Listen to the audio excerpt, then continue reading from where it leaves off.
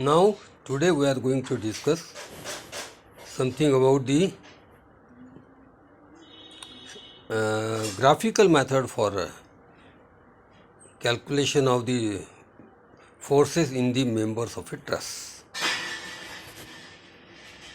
Now, here instead of English, we will start discussing in Hindi also.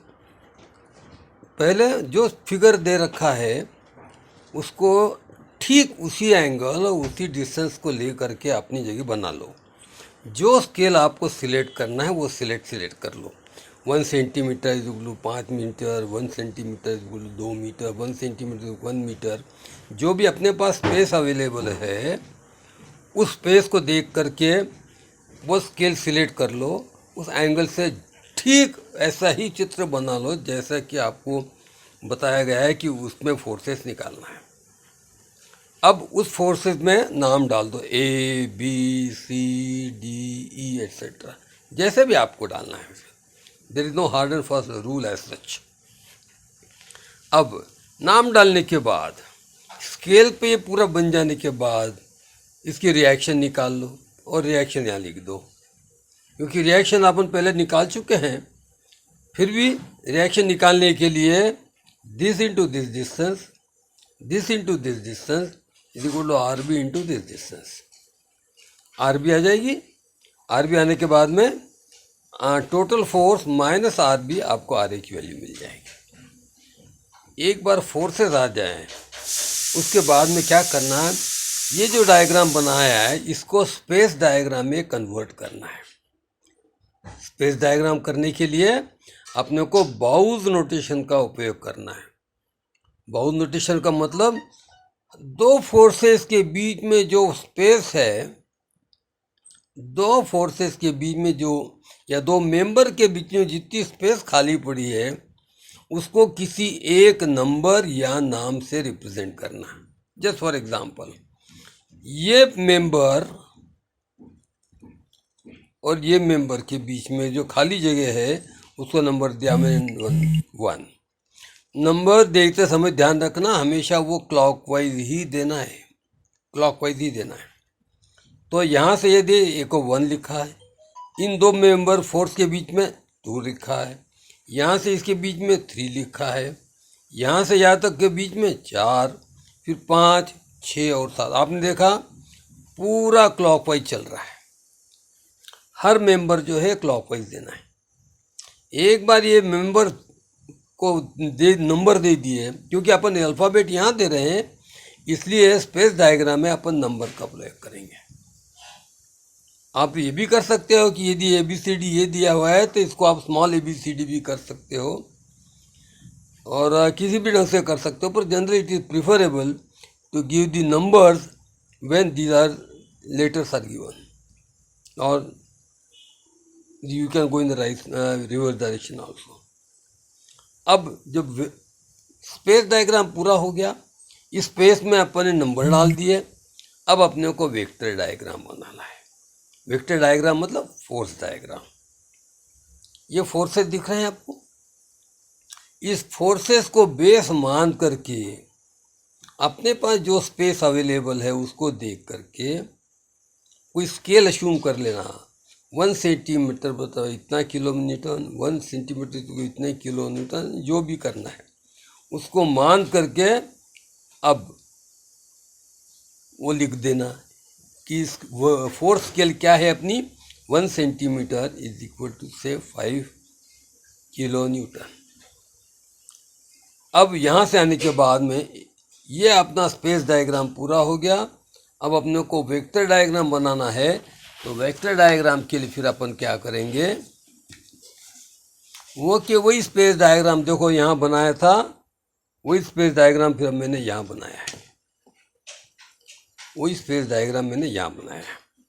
अब यहाँ से मैं स्टार्ट कर रहा हूँ क्लॉकवाइज। पहले वही फोर्सेस सिलेक्ट करना है जिसकी वैल्यू अपने को पता है, अर्थात 1, 2, 3 और 4। So we'll start from that particular force of which the value or the magnitude is known. Start यहाँ से करूँगा। A 2, 1 और 2 के बीच में 40 किलो न्यूटन है। तो कहीं भी किसी जगह ढूंढ करके कहीं भी स्पेस मिला करके यह पॉइंट मार्क किया 1, यहाँ से डिस्टेंस, यहाँ से ए से 2 में गए तो कितना फोर्स है, 40 किलो न्यूटन। जो स्केल अपन ने अश्यूम की है 1 सेंटीमीटर 5 सेंटीमीटर, तो 8 सेंटीमीटर की लाइन वहाँ से खींच दी मैंने, तो उसको 2 लिखा। उसके बाद में यहाँ इसके पैरेलल खींचते जाएंगे हमेशा। अब ध्यान रखना, इसमें पैरेलल खींचते जाना है, कुछ नहीं करना है इसके अलावा। फिर 2 से 3 में चले गए, ये कितना है 25 किलो से, तो 3 नंबर पे आ गए, 2 से 3 में चले गए, ये पूरा वर्टिकल चल रहा है। अब यह 3 से 4 में गए तो रिएक्शन कितनी थी 25, तो 3 से 4 में वर्टिकल जा रहा है, ये वर्टिकल ले गए। और 4 से 1 में कितना था 35, ये 4 से ये 35, मतलब 1 सेंटीमीटर दी 5 किलोमीटर माना है, तो ये 7 सेंटीमीटर की लाइन ये हो जाएगी।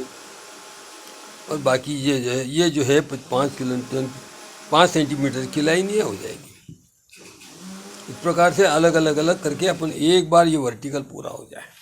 अब ये वर्टिकल फोर्सेस जो मालूम थे वो सब अपन एक लाइन में पैरेलल खींचना, हमेशा 1 2 लेना, इसके पैरेलल खींचना, 2 से फिर 3 पे जाएंगे, उसको भी उससे पैरेलल लेना है, फिर 3 से 4 जाएंगे, इसको भी इसके पैरेलल लेना है, और 4 से फिर 1 पे जाना है।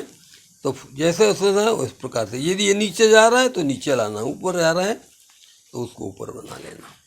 अब इतना होने के बाद अब कहाँ से स्टार्ट करें, उस पॉइंट से स्टार्ट करें वहाँ जिस जॉइंट के ऊपर मैक्सिमम 2 ही मेंबर का फोर्स अननोन है। जैसे फॉर एग्जांपल यदि मैं यहाँ से स्टार्ट करूँ तो मेरे को ये इसका फोर्स पता है, इसका पता है नहीं है, इसका पता है नहीं है, इसका पता है नहीं है। यहाँ से स्टार्ट करूँ तो इसमें इसका चारों का मेंबर का फोर्स का पता नहीं है, तो अपन वहीं से स्टार्ट करेंगे जहाँ अपने को मैक्सिमम 2 अननोन फोर्सेस के बारे में जानकारी नहीं, उस जॉइंट से चालू करेंगे। तो मैं यहाँ से चालू नहीं कर सकता, यहाँ से भी नहीं चालू कर सकता, यहाँ से भी नहीं चालू कर सकता। सब जगह कौन सी बचती, या तो ये या तो फिर ए। मैं स्टार्ट कर रहा हूँ ए से। अब ए से स्टार्ट करेंगे तो अपने को पता है ये यहाँ से चालू करेंगे अपन, तो इसके लिए जॉइंट कौन सा लिया है अपन ने, जॉइंट ए। ये मैं लिखा है यहाँ पर जॉइंट ए। जॉइंट ए में कहाँ से चालू कर रहे हैं अपन, यहाँ से चालू कर रहे हैं, तो 4 1 1 5 एंड 5 2 4। देखो लगेगा 4 1, 4 से 1 पे गए, 1 से 5 पे आए और 5 से वापस 4 पे आए। ये ऐसा सीक्वेंस हमेशा लिख के रखना है जिसके कारण अपने को नेचर निकालने में, वेदर वो टेंशन में है या कॉम्प्रेशन में, ये नेचर निकालने में बड़ा कन्वीनियंट हो जाएगा। अब कैसे करना, आपको 4 का पॉइंट पता है, यहाँ ये 4 पॉइंट है। 4 से अपन गए हैं 1 पर, तो 4 से 1 पे गए, ऊपर जा रहा है, ये देखो ये 4 से ऊपर गए 1, फिर 1 से 5 पे आ गए, ये इंक्लाइन जा रहा है, तो ये उठा करके ये पूरी लाइन इंक्लाइन लाइन यहाँ से इसके ऊपर डाल दी, पता नहीं कहाँ जा रही है, जाने दो। फिर उसके बाद में यहाँ आएंगे तो अपने को 4 पता है, 4 से 1 और 4 की ये पैरेलल लाइन, यहाँ से ये उठा के पैरेलल लाइन यहाँ से उठा के यहाँ से डाल दी, 4 से डाल दी, तो ये जो कहीं मिल रहा होगा ये पॉइंट अपना 5 आ जाएगा। ये अपना 5 पॉइंट आ गया, ये अपना 5 पॉइंट मिल गया। अब अपने पास ये ट्रायंगल पूरा हो गया। कहाँ से चले अपन, 4 से 1, 4 से 1, 1 से 5 और 5 से वापस 4। अब फिर ध्यान रखना, बड़ी पर्टिकुलर चीज़ बता रहा हूँ मैं। 4 से 1 ऊपर है, बिल्कुल ऊपर है, उस 1 से यहाँ जा रहा है, पर किधर जा रहे हैं, 1 से 5 पे आ रहा है। कैसे जा रहे हैं, यूं 1 से 5 में यूं जा रहा है। इसका मतलब जो जॉइंट है उसके बाद में एरो भी इसी डायरेक्शन में लगाना है, क्योंकि यह 1 से 5 यूं जा रहे हैं, तो एरो भी यहाँ लगाना है, वो इसी डायरेक्शन में। उसके बाद कहाँ जाना है, 5 से 4 किस डायरेक्शन में जा रहे हैं अपन, 5 से 4 इधर जा रहे हैं, तो यहाँ पर 5 से 4 मतलब ये है, तो इसका एरो यहाँ लगाना है। एरो हमेशा जॉइंट के पास, इसलिए ये बड़ा इम्पोर्टेंट चीज़ है, ये बड़ी इंपॉर्टेंट चीज़ है जिसको अपने को देखना है। Always you should be very particular, इसलिए इसको लिख देना 4 1 1 5 5 4। अब इसके बाद में इसको मेज़र करो, इसको मेज़र करो, यहाँ लेंथ लिखो इसकी 4 5 की, उसको कन्वर्ट करो, लोड लिख दो, टेंशन और कंप्रेशन। इसी प्रकार से ये दोनों तीनों अपनी वैल्यू, सब वैल्यू अपने मिल जाएगी। ये होने के बाद गो टू दिस जॉइंट। आप उसके बाद यहाँ भी जा सकते हो, क्योंकि अब ये पता हो गया, ये मालूम पड़ गया, अब यहाँ भी जा सकते हो। इस प्रकार से एक एक जॉइंट लेते जाओ, पूरा सॉल्व करते जाओ, वैल्यू लिखते जाओ। पर ध्यान रखना, ये जो मैंने लिखा हुआ है जॉइंट ए, जॉइंट ए में कहाँ से चले, मैं यहाँ से यहाँ जा रहा हूँ, देखो यहाँ से यहाँ जा रहा हूँ, बिल्कुल 4 से 1, 1 से 5, 5 से 4, 4 से 1, 1 से 5, 5 से 4। अब दूसरा मैंने जॉइंट लिया है बी लाइन लिया है। अब यहाँ से मैं चलूँ, 3 से चल सकता हूँ, 3 से 4, देखो 3 से 4 चले अपन यहाँ से, कहाँ 3 कहाँ है, यहाँ से 3 से 4, तो 4 के बाद में हॉरिजॉन्टल लाइन, ये हॉरिजॉन्टल लाइन, और उसके बाद में अपने को 3 पता है, 3 कहाँ है अपना, ये 3 कहाँ है, बताओ कहाँ है 3, यहाँ पर ये 3, यहाँ से इसके पैरेलल उठा करके यहाँ 3 से यूँ डाल दी, ये हॉरिजॉन्टल ड्रा कर दिया, जहाँ मिल जाएगा वो आपका पॉइंट 7 मिल जाएगा, ये आपका 7 पॉइंट यहाँ मिल जाएगा। इस प्रकार से बी जॉइंट हो गया। फिर अपना नेक्स्ट जॉइंट लिया, और ये हमेशा वैल्यू लिखना, जैसे ये जॉइंट लिया है तो अपने वैल्यू लिखेंगे अपन 1 2 2 6 6 5 और 5 और 1, 1 से चालू करेंगे और 1 तक वापस आएंगे, 4 से चालू किया, 4 पे ख़त्म करेंगे। इसी प्रकार से हर चीज़ को बड़ी माइन्यूटली लिखते जाना और ड्रॉ करते जाना, हर चीज़।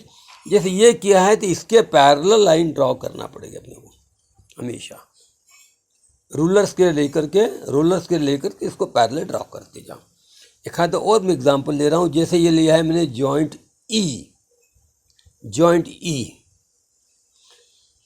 ई कौन सा आ रहा है अपना, जॉइंट ई।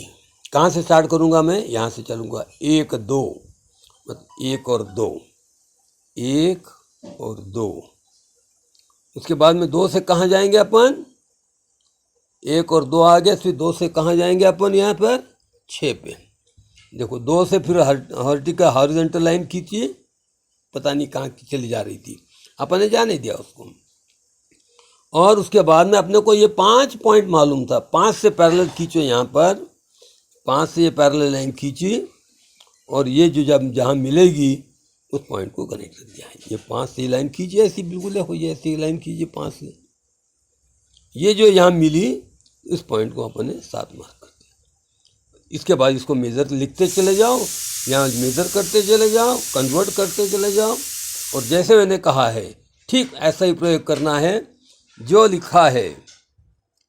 जैसे मैं फिर इसे रिपीट कर रहा हूँ, 3 4 4 7 and 7 3। Let us go for 4। अपन इस बात करेंगे, इसकी तो मैंने कर चुका हूँ। 3 4, 3 और 4 ये वर्टिकल यूँ जा रहे हैं, ठीक है। 3 और 4 के बाद में 4 और 7, 3 और 4, 4 से अपन 7 की तरफ जा रहे हैं। 3 से 4 कहाँ है, यहाँ पर देखो, 3 से 4 और 4 से 7 किधर जा रहे हैं, यूं। तो यहाँ एरो लगेगा यूं, यहाँ एरो लगेगा यूं।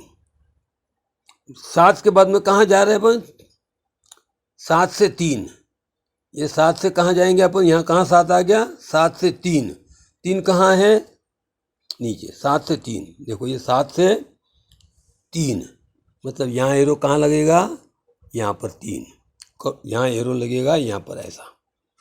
अब सवाल ये है कि कौन सा कॉम्प्रेशन कौन सा टेंशन। इसके लिए फिर मैं अपन वापस पहले चित्र पे जा रहा हूँ।